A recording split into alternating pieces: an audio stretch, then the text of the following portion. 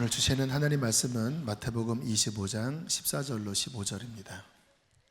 또 어떤 사람이 타국에 갈 때 그 종들을 불러 자기 소유를 맡김과 같으니 각각 그 재능대로 한 사람에게는 금 5달란트를, 한 사람에게는 2달란트를, 한 사람에게는 1달란트를 주고 떠났더니.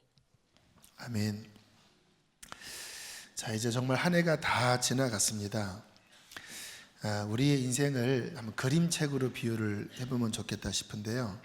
한 80장 정도 되는 그림책이라고 하면 그 안에 이제 여러 그림들이 그려져 있습니다. 그 한 장이 1년이라고 보는 거예요.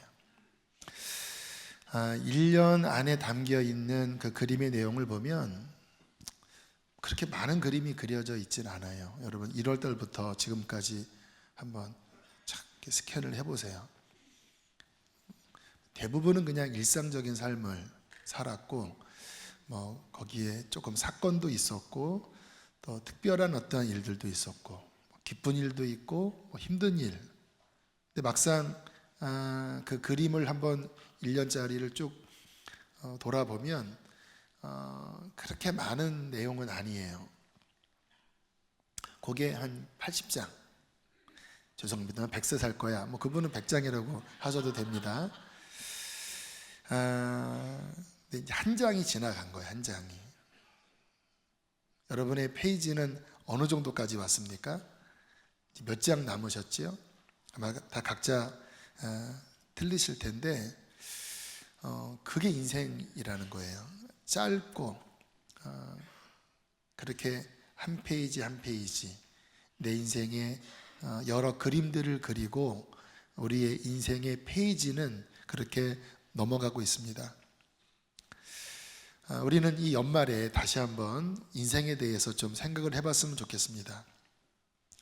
이렇게 짧게 살다 가는 인생은 도대체 무엇이며 나는 어떤 그림을 그려야 하는가? 어떻게 살아야 하는가? 그냥 정신없이 살면 정말 훅훅훅 지나갑니다. 과연 내 인생은 무엇일까? 저희가 성경적으로 이해를 하면 첫 번째로 인생은 실은 내 것이 아니에요. 여러분 이 땅에 태어날 때 여러분 원해서 태어나셨나요? 여러분이 택해서 태어나셨나요? 그렇지 않지요. 우리의 인생은 하나님께로부터 허락된 인생을 하나님이 허락하신 시간만큼 사는 거예요. 내년이 우리에게 올까요? 대부분 오겠죠. 그러나 확실히 온다고 보장할 수 없습니다. 하나님이 허락하지 않으면 내년은 오지 않아요. 무슨 의미냐면 우리가 우리의 인생을 우리의 마음대로 주관할 수 없다라는 거예요. 자, 이렇게 허락된 인생을 어떻게 살아야 할까? 성경은 우리에게 중요한 시각 하나를 말씀하고 있습니다. 세상 사람들은 이 시각이 없어요.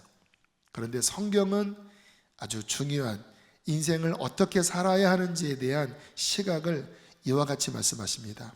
우리 히브리서 9장 27절 함께 읽겠습니다. 시작. 한 번 죽는 것은 사람에게 정해진 것이요 그 후에는 심판이 있으리니. 이 땅에서의 일은 아닙니다. 죽음 후의 일이에요. 그런데 그 죽음 후의 이 심판은 우리의 인생 전체의 영원한 미래를 좌우합니다. 고린도후서 5장 10절 말씀 함께 읽겠습니다. 시작. 이는 우리가 다 반드시 그리스도의 심판대 앞에 나타나게 되어 각각 선악간에 그 몸으로 행한 것을 따라 받으려 함이라. 우리의 인생이 그냥 지나가는 인생이 아닌 거예요. 그 한 페이지 한 페이지에 그린 그림, 그 안에 기록된 우리의 인생의 한 페이지가 다 선한 삶이든 악한 삶이든 심판대 앞에 드러나 그 몸이 행한 것을 따라 받는다고 말씀을 해요. 그러니까 우리의 인생을 그냥 대충 살면 절대 안 되는 것이죠. 로마서 2장 16절에 이렇게 말씀하고 있습니다. 함께 읽을까요? 시작. 곧 나의 복음에 이른 바와 같이 하나님이 예수 그리스도로 말미암아 은밀한 것을 심판하시는 그날이라. 바울이 복음을 전할 때 이 이야기를 꼭 한 거예요. 그날이 온단다. 그날이 오면 예수 그리스도로 말미암아 사람들 안에 있는 그 은밀히 숨겨진 죄까지 다 드러날 것이다. 여러분, 이 땅에서도 보면 연일 매스컴에서 나오는 이야기가 그 숨겨진 죄악이 폭로되는 이야기입니다. 정치권에서든 또 오래전 화성 연쇄 살인 사건이든 설마 했던 이거는 완전 범죄야, 이거는 내가 힘이 있으니까 이거는 충분히 감출 수 있어 했던 것들이 웬걸요 못 감춥니다. 누가 다 폭로를 하든 아니면 머리카락 한 올로 유전자 검색으로 그 덜미가 잡히지 않으면, 요즘은 휴대폰 다 지워도 포렌식이라고 하는 방식으로 그 지워진 자료까지 다 복원을 할 수 있는 게 지금 과학 문명으로 은밀한 것을 드러내는 거예요. 그런데 전지전능하신 우리 하나님, 심판주이신 그분이 우리의 인생 전체의 은밀한 것을 드러내셔서 그 영원한 심판대 앞에 선다고 하는 것은 이건 정말 분명한 사실이고, 그 앞에 선다면 과연 우리는 어떻게 될까? 우리는 반드시 마음속에 생각을 해야 되는 것입니다. 마태복음 25장 46절에 이렇게 그 심판의 결과를 말씀하십니다. 시작. 그들은 영벌에, 의인들은 영생에 들어가리라. 죄인들은 그 하나님의 심판에 의하여 영원한 멸망으로 들어가고, 의인들은 영원한 생명, 영원한 구원으로 들어간다고 말씀해요. 영원한 거예요. 이 심판대 앞에서 영원한 운명, 영원한 미래가 좌우됩니다. 그런데 이 심판 때는 기준이 무엇입니까? 이 땅에서 살았던, 선악간에 행했던 그 모든 삶의 결과가 심판대 앞에서의 심판, 그리고 그 이후의 영원한 미래를 좌우한다는 것입니다. 참 두려운 말씀이죠. 그러므로 우리가 인생을 어떻게 살아야 할지 이 관점으로 우리는 늘 점검해야 합니다. 이 심판날을 준비하며 사는 것이 인생을 바르게 사는 하늘의 지혜이지요. 그러나 많은 사람들은 여기에는 관심이 없고 이러한 심판이 있는지도 모르고 그냥 이 세상에 먹고 사는 데만 급급해요. 그냥 눈앞에, 당장 내 눈앞에 있는 그 먹고 사는 일에만 급급합니다. 심지어는 신앙생활을 한다고 하는 사람조차도 그 사람의 신앙에 대한 관념이 그냥 예수 믿고 이 땅에서 복 받고 죽으면 천국 가겠지. 물론 그 말 자체가 틀린 말은 아니에요. 그러나 그 인생의 한 페이지 한 페이지 각 장으로 들어가 보면 문제가 있습니다. 하나님 앞에 설 준비가 전혀 없이 그냥 교회 다니는 거예요. 그냥 예수님 믿는다고 해놓는 거예요. 주님 앞에 설 준비는 그 내용이 없습니다. 그냥 예수님 믿고 좀 그분이 나를 도와주셔서 좀 잘 먹고 잘 살고 좀 편안하고 문제 해결하고 그렇게 살다가 목사님 설교에 천국이 있다고 하니 천국 가면 아무튼 좋은 거지, 이렇게 생각을 해요. 여러분, 과연 그가 주님을 믿는다고 하지만 그 삶의 내용이 주님 앞에 설 준비가 전혀 없다면 과연 그 신앙이 진짜일까요? 과연 그러한 믿음이 구원을 주는 믿음일까요? 여러분, 신앙이라고 하는 의미는 가장 첫 번째가 돌이키다라는 것입니다. 돌이키다. 예를 들어서 대전에서 서울을 향하여 가다가 갑자기 연락을 받고 부산을 간다고 합시다. 그러면 경부 타고 서울로 가다가 어떻게 해야 되죠? 어떤 IC에서 빠져나와 다시 턴을 해서 반대 방향으로 가야 부산을 갑니다. 내가 전화를 받고 알았어, 내가 부산으로 갈게 라고 말은 해놓고 계속 서울 방향으로 간다면 그는 결코 부산에 도착하지 못하지요. 신앙생활도 마찬가지예요. 신앙생활은 전에는 내가 주인이 되어 내 마음대로 나를 위하여 내 목적을 위하여 살았던 삶, 그 삶을 살다가 그렇게 살면 어떤 일이 벌어집니까? 실패가 찾아오겠죠. 또 내가 주인 되는 삶 속에서 곤고함도 오겠죠. 그러다가 말씀을 듣고 또 어떤 하나님의 부름을 받아 교회에 나와 내가 신앙생활을 해야 되겠다, 내가 하나님을 믿어야 되겠다 라고 신앙생활을 시작한다면 이제 어떻게 해야 돼요?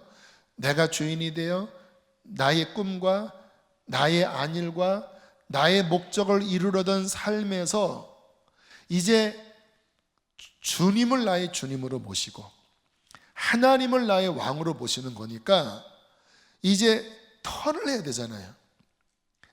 나의 삶의 방향에서 주인이 바뀌는 거니까 이제 그분을 섬기고 그분의 뜻에 순종하고 그분의 계명을 주의하는 그 삶으로 턴하는 것, 이것이 신앙생활이지요.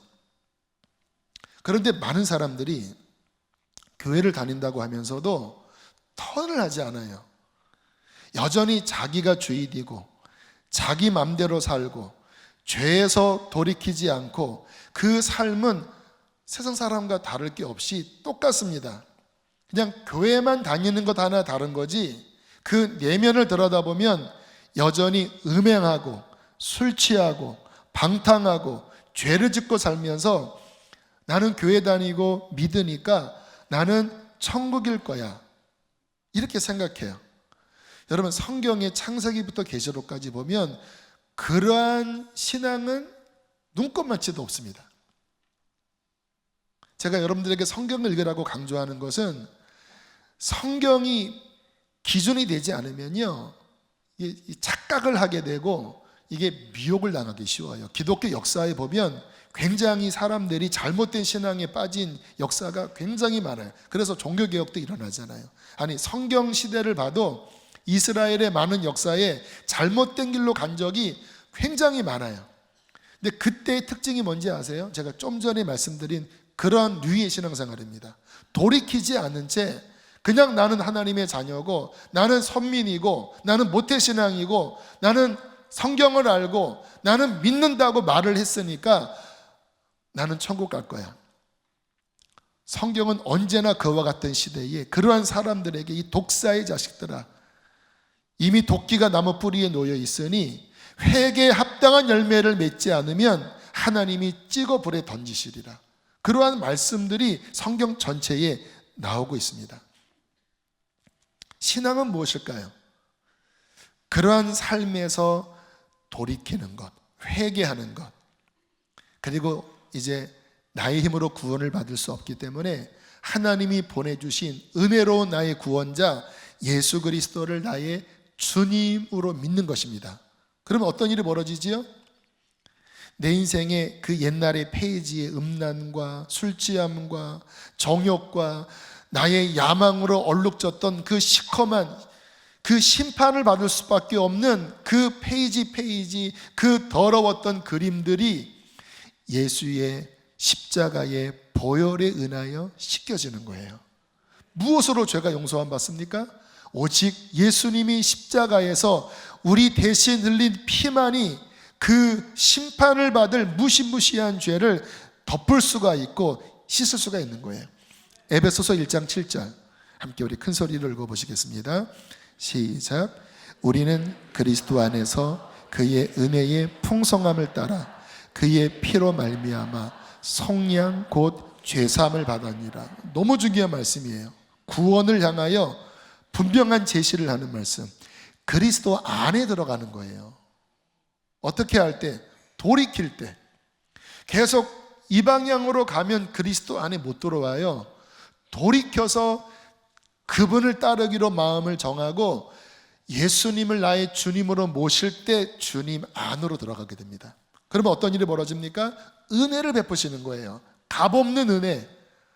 나의 과거의 죄 그 하나만으로도 나는 영원히 지옥의 불 속에 떨어지기 합당한데, 그 하나님의 은혜가 나타나 그분의 십자가의 피가 그 모든 죄를 덮어주시면서 그의 피로 말미암아 속량 곧 죄사함을 받게 되는 거죠. 그렇게 죄사함을 받은 자에게 하나님은 어떠한 은혜를 주십니까? 사도행전 2장 38절 함께 읽겠습니다. 시작. 각각 예수 그리스도의 이름으로 세례를 받고 죄 사함을 받으라. 그리하면 성령의 선물을 받으리라.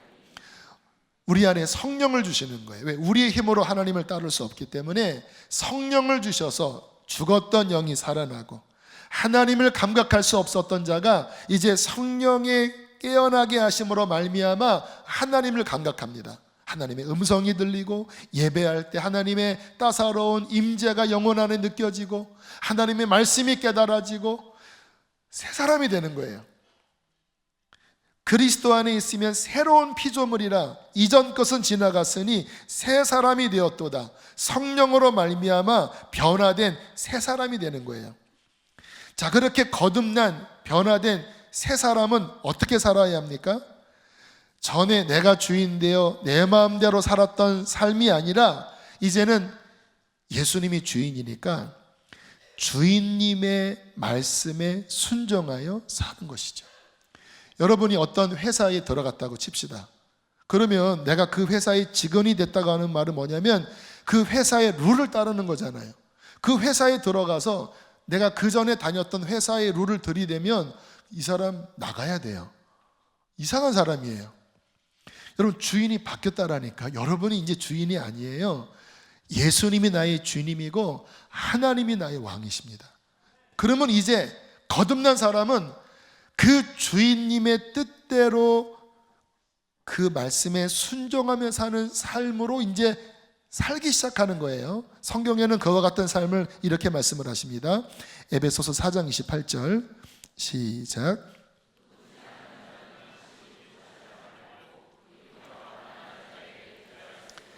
자기 손으로 수고하여 선한 일을 해라.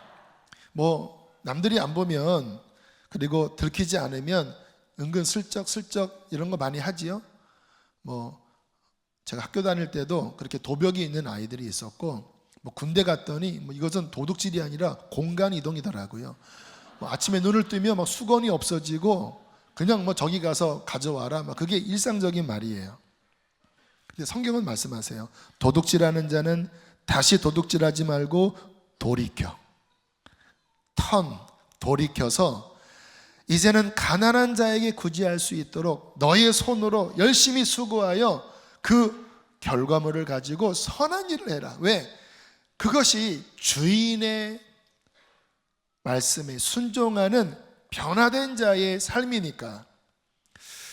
제가 어떤 책을 봤더니요, 정말 어떤 분이 이 말씀 읽다가 충격을 받았대요. 습관적인 도벽이 있었거든요. 그래서 회개하고 열심히 일해서 구제하는 일을 했다고 하는 간증도 들었어요. 자, 히브리서 13장 4절 함께 읽겠습니다. 시작. 모든 사람은 결혼을 귀히 여기고 침소를 더럽히지 않게 하라. 음행하는 자들과 간음하는 자들을 하나님이 심판하시리라. 요즘 이 세상의 특징은 음란함입니다. 정말 뭐 어린 아이, 뭐 청년, 뭐 심지어는 결혼한 사람들까지 이 시대는 음란의 문화로 가득 차 있어요. 근데 하나님이 뭐라고 말씀하십니까? 음행하는 자들과 간음하는 자들을 하나님이 심판하신다. 그것은 더러운 죄다. 너희의 영혼을 더럽히고 인생을 더럽히고 너희의 그 그림책을 심판받을 수밖에 없게끔 그렇게 더럽히는 것이다. 음행은요, 결혼하기 전에 갖는 성관계고, 간음은 결혼한 다음에 배우자 외의 대상과 성관계를 하는 것이 간음입니다. 그러니까 이 성은 결혼이라고 하는 울타리 안에 하나님께서 한정지어 주신 거예요. 그 안에서 생명이 나오고 그 안에서 가정이 거룩하게 지켜지는 거예요. 이 울타리를 벗어나면 음행이 되고 간음이 돼요. 인생을 더럽힙니다. 근데 하나님은 뭐라고 말씀하십니까? 심판하시리라. 음행하는 자들과 간음하는 자들을 심판하시리라. 근데 이 세상이 음란한 세상이잖아요. 그런 것들을 얼마나 부추깁니까? 내가 예수님 믿기 전에는 혹 그러한 삶을 살았다 할지라도, 그러한 죄의 열매 때문에 내 인생이 더럽혀졌다 할지라도, 이제 예수님이 주인이면 어떻게 해야 됩니까? 그러한 죄악들을 회개하고, 눈물로 회개하고, 그러한 죄악들을 십자가로 다 끊어내고, 그렇게 돌이킬 때 어떤 일이 벌어지죠? 또다시 예수님의 피가 그러한 죄악을 씻어주시는 거예요. 우리를 새롭게 만들어주시는 거예요. 그리고 이제 거룩한 가정을 지키도록, 나의 삶이 더 이상 음란으로 더럽히지 않고 거룩해지도록 하나님께서는 그의 삶을 새롭게 하시는 것이지요. 예수님 믿으면서도 여전히 음란, 간음, 이러한 것들을 방치한 채 살아간다면 그 인생이 더러워진 채로 있는데 어떻게 하나님과 교제가 되겠으며, 그렇게 회개치 않은 삶을 살다가 주님 앞에 가면 아무리 교회 다닌들 하나님의 거룩한 심판으로부터 어떻게 자유로울 수가 있겠습니까? 에베소서 4장 25절 말씀 함께 읽겠습니다. 시작. 그런즉 거짓을 버리고 각각 그 이웃과 더불어 참된 것을 말하라. 이는 우리가 서로 지체가 됨이라. 사람 거짓말 참 쉽게 합니다. 그 순간을 모면하기 위해서 거짓말을 하는데 그게 일상화된 사람이 있어요. 인격이 아예 거짓스럽게 된 사람들이 있어요. 여러분, 우리의 주님은 아멘이십니다. 아멘의 뜻이 뭔지 아세요? 신실, 진실. 우리의 주님께서 신실한 분이기 때문에 그분은 거짓말을 싫어하세요. 그냥 맞는 것은 예, 아니면 아니다. 혹시 너에게 피해가 있는다 할지라도 정직한 것을 원하시지, 그 순간을 모면하기 위해서 거짓말을 하는 것은 마귀와 붙는 죄입니다. 마귀의 문을 열어줘요. 마귀가 거짓의 아비거든요. 그래서 주님의 이 성품을 아는 사람들은 진실하려고 노력을 해요. 거짓말하지 않으려고 몸부림을 쳐요. 이와 같은 삶의 열매를 맺는 것, 물론 이와 같은 삶을 우리의 힘만으로 살지 못합니다. 불가능합니다. 왜냐하면 이 세상이 악하고 우리의 내면 안에 여전히 그 죄의 본성이 자리 잡고 있기 때문에 우리의 힘으로는 그렇게 살지 못합니다. 그러나 기억하셔야 될 것이 뭐냐면, 그렇기 때문에 성령을 주신 거예요. 성령님은 누굽니까? 우리의 힘으로 살지 못하는 그 하나님의 거룩한 율법의 뜻을 살 수 있도록 우리 안에 들어오셔서 우리에게 힘을 주시고, 우리에게 감동을 주시고, 우리에게 은혜를 주시면서 살 수 있게 역사하시는 분이 보혜사 성령님인 것입니다. 그래서 우리가 이와 같은 말씀 앞에 고민될 때가 많잖아요. 막 거짓말을 할 수밖에 없고, 뭔가 음란한 유혹이 있고, 뭔가 우리의 삶에 죄에 대한 유혹이 올 때마다 쉽지가 않잖아요. 근데 그리스도인들은 주인님이 계시기 때문에, 그분의 뜻을 알기 때문에, 심판을 알기 때문에 그때 의지하는 거예요. 나를 도와주십시오. 성령님 힘을 주십시오. 진실하게 하여 주시고 거룩하게 하여 주십시오. 그렇게 그분을 의지할 때 성령님은 그 안에서 그렇게 살 수 있는 은혜와 힘을 부어주시는 거예요. 그의 삶에 점점 죄가 떨어져 나가기 시작하는 거예요. 이렇게 죄를 버리고 성령을 의지하여 의의 열매를 맺어 나가는 삶이 그리스도인인 것입니다. 전에는 내 인생이 더러움으로 가득했다면 이제 주님과 함께 그리는, 성령님과 함께 그리는 나의 삶의 한 페이지 한 페이지가 깨끗하고 의롭고 거룩하고 선한 그러한 아름다운 그림으로 채워지는 거예요. 과거의 죄는 그리스도의 피로 다 덮어져서 더 이상 나를 정죄할 수 없는 거예요. 이제 나의 삶의 그림들, 나의 삶의 열매는 그분 앞에 올려드릴 때 칭찬받을 그러한 열매들로 가득하는 것이죠. 이것이 구원받은 자의 아름다운 삶의 모습이라고 성경은 말씀을 하고 있습니다. 여러분 진짜십니까? 교회 다니는 것으로 착각하지 마십시오. 올 한 해 여러분의 인생에 그 페이지에 그린 그림은 정말 믿음에 합당한 아름다운 그림으로 가득합니까? 아니면 주님 앞에 이것도 부끄럽고 이것도 하나님 앞에 드릴 수 없는 그러한 삶으로 혹시 가득하지는 않습니까? 또 하나 우리가 맺어야 될 중요한 열매가 있습니다. 오늘 본문 말씀 25장 14절 15절 함께 읽겠습니다. 시작.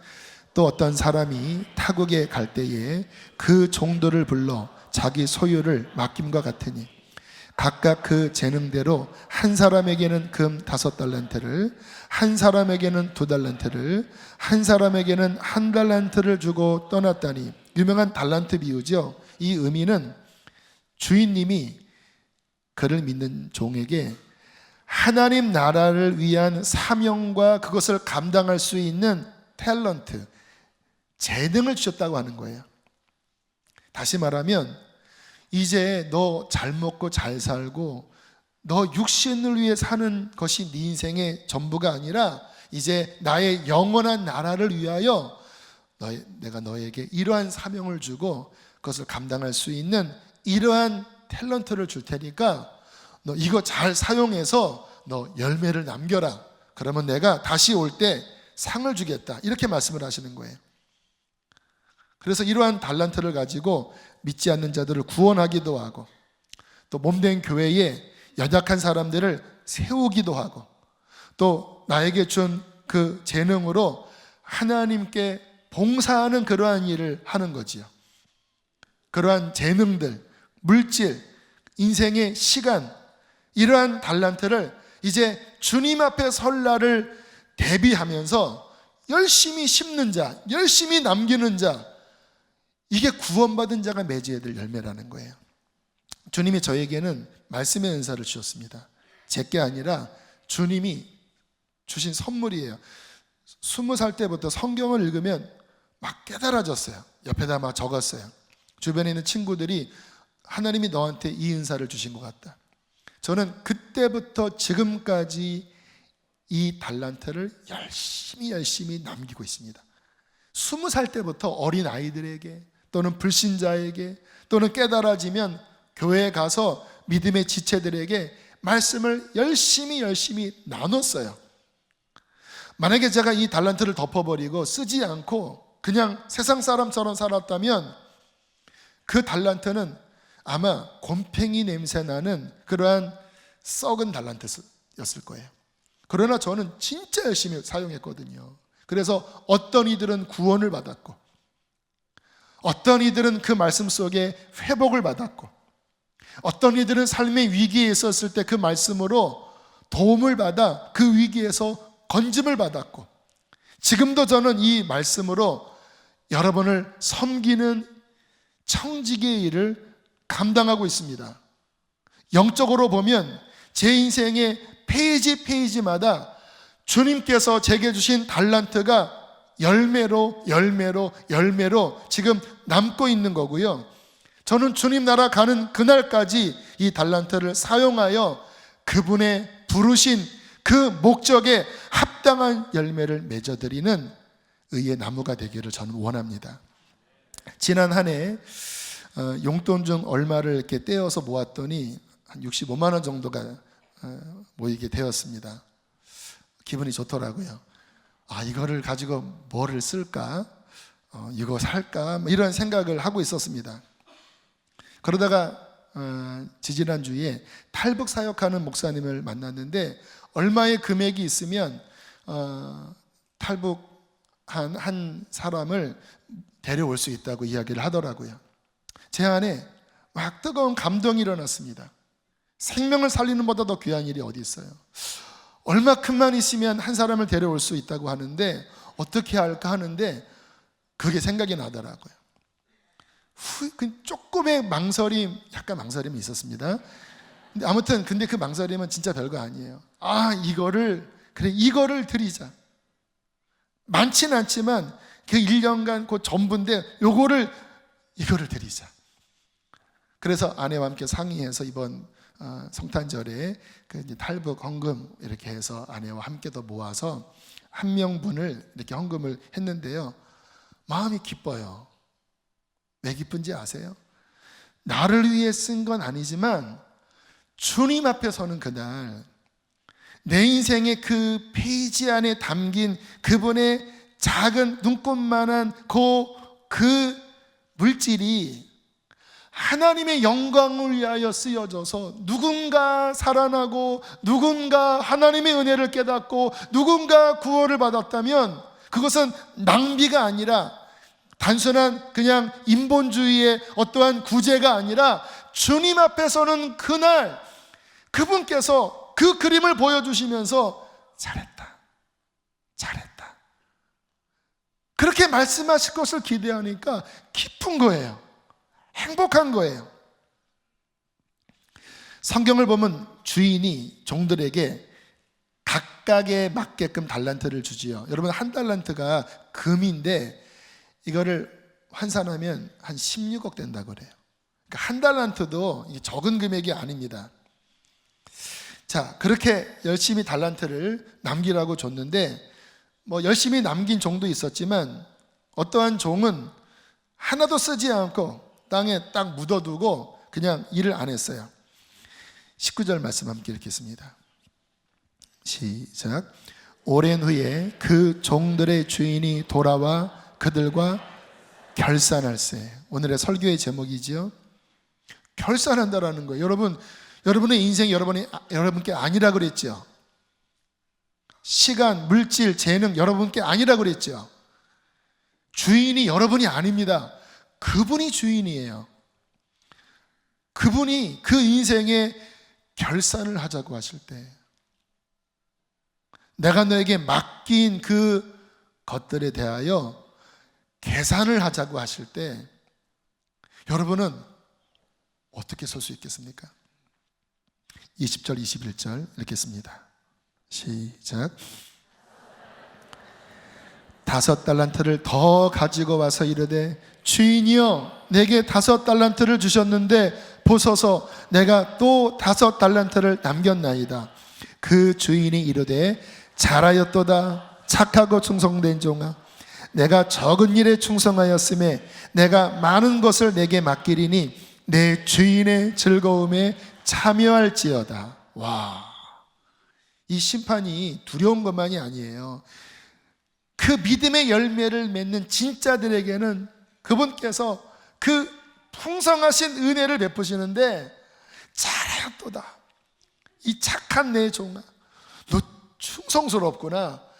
네가 작은 일에 충성하였는데 이 봐라 이 하늘의 영원한 기쁨 하늘의 영원한 보상 신실하게 나를 따르는 자들에게 하나님이 예비하신 이 풍성한 잔치에 참여하라 그렇게 말씀을 하신다고 성경은 말씀하고요. 묻어놓은 사람 마태복음 25장 26절과 30절 함께 읽겠습니다. 시작. 이 무익한 종을 바깥 어두운 데로 내쫓으라. 거기서 슬피 울며 이를 갈리라 하니라. 와, 그분께서 꾸짖는 거예요. 또 이 악한 종이라고, 이 게으른 종이라고.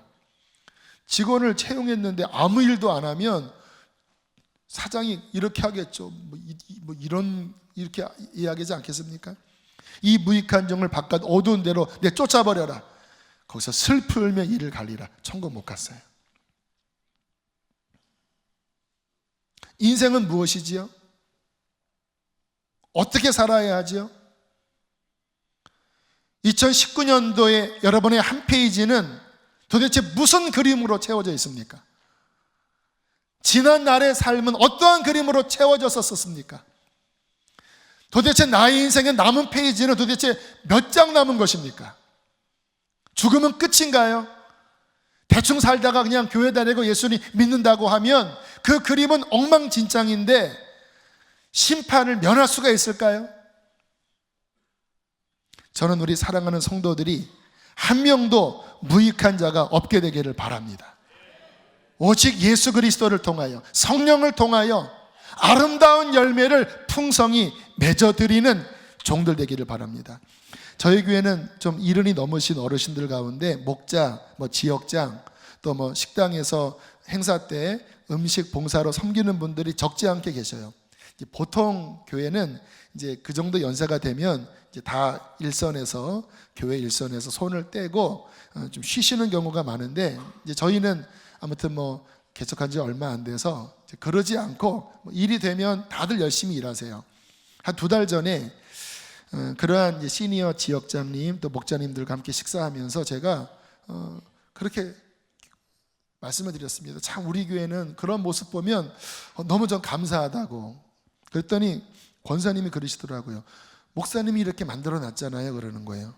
제가 깜짝 놀랐더니, 아니 목사님이 맨날 주님 앞에 설날을 준비하라고 하면서 그렇게 이야기하니까 우리가 쉴 수가 없어요. 웃으면서 이야기를 하신 거예요. 그래서 저도 그 이야기 듣고 내가 만들었구나 이런 생각이 들어서 감사하지요. 신앙생활은 결국 하나님 앞에 서는 날을 준비하는 거고, 목사가 그 일을 하는 것 아닙니까? 어떤 이들은 평생 자기만을 위하여 돈을 쓰고 자기만을 위하여 재능을 쓰다가 인생 종칩니다. 그러나 어떤 이는 예수님 믿고 그리고 주님 앞에 설 날을 알뜰하게 준비하고 그 풍성한 열매를 계속해서 또 만들고 또 만들고 또 만들면서 그 인생의 한 페이지 한 페이지를 채우는 분들이 있어요. 누가 잘 사는 것일까요? 자기만을 위하여 안일하게 산 그 사람이 잘 사는 것일까요? 아니면 하나님 앞에 설 그날 칭찬받을 그 헌신의 삶을 사는 삶이 잘 사는 삶일까요?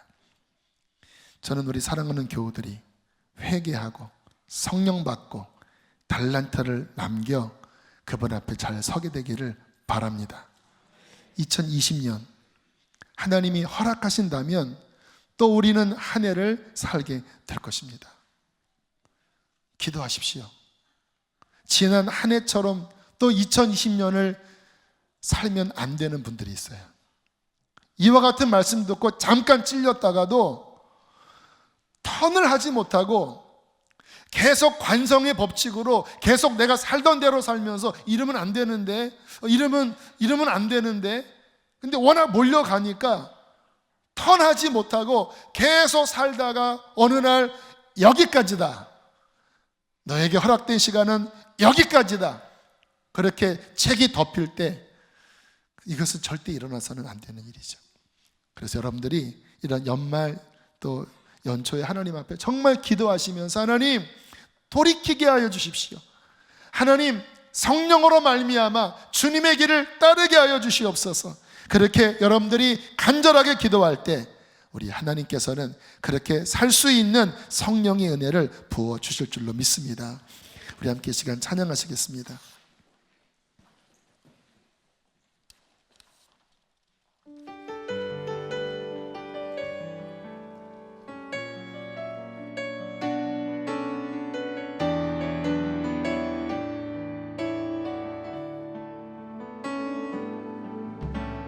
지금은 비록 땅을 벗하며 살지라도 내 영혼 저 하늘을 디디며 사네. 내 주님 계신 눈물 없는 곳, 저 하늘에 숨겨둔 내 소망,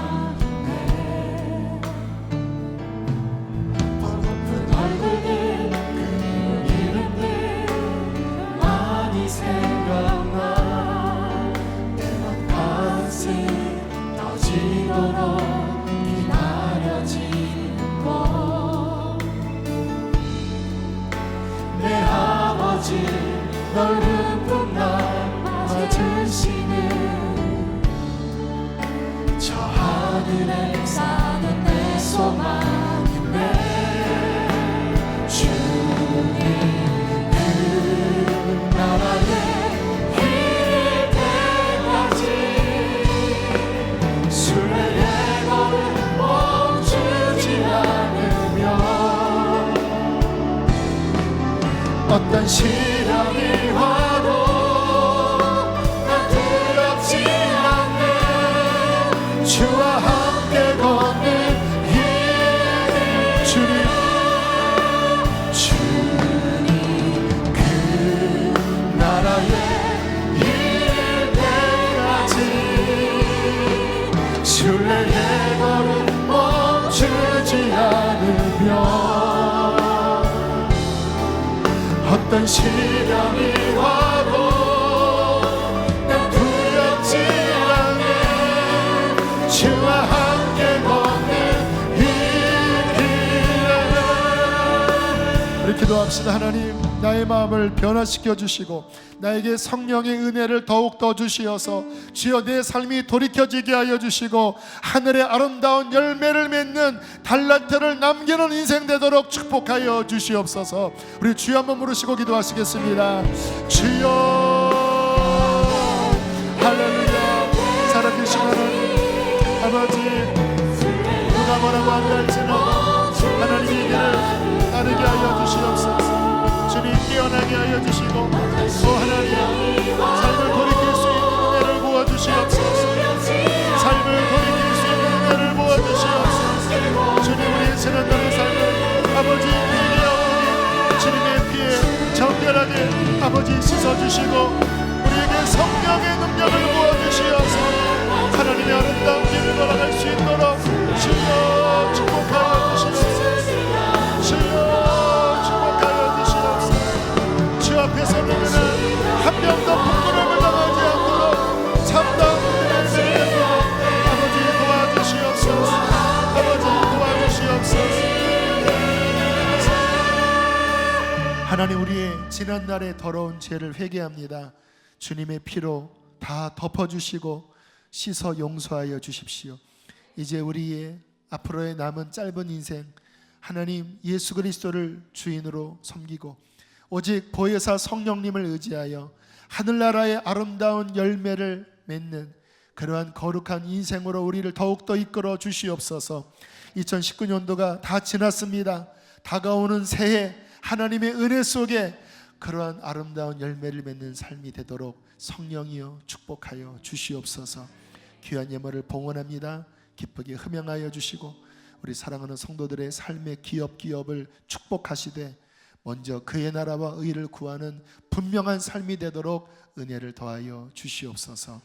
이제는 우리를 죄에서 건지신 예수 그리스도의 은혜와 하늘아버지의 그 크신 사랑과 성령의 교통하심이 오늘 하늘나라의 열매를 맺도록 오직 주님만을 의지하고 돌아가는 주의 백성들의 삶에 내년 2020년도 위에 충만히 함께 하시기를 축원하옵나이다.